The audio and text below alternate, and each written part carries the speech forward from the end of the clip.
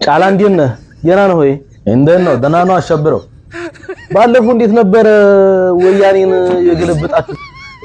ለምን ፈለግ? ለማንኛውም በድንጋይ ነው ገለበጥ በድንጋይ እንዲህ ሆኗል።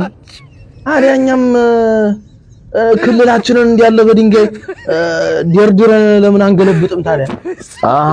አከሲ ኢልማሃደሮ ሞክሮ A few moments later እንዴ ጫልዬ አረ እንዲሁ አንተ የነገርከን መላ በ24 ሰዓት ውስጥ ድንጋይ ደርድረን መንግስት ወርዳል ብለን እንዲሁ ብንጠብቅ አረ ምንም የለ እንዲሁ ልጆቻችን አለቁ 24 ሰዓት ውስጥ በዛ ላይ አክቲቪስቶቻችን ታረብ ሀገር የላኩልን ገንዘብን በድንጋይ መረደር ጨረስ ነው።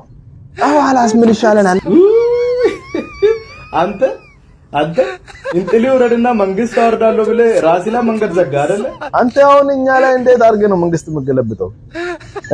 መንግስት ልታወርድ በ24 ሰዓት ውስጥ መንግስት ልታወርድ እስክታ መሰለህ እንዴ አንተ? ነው ቦለቄት መሰለህ የምታወርደው? ሂድ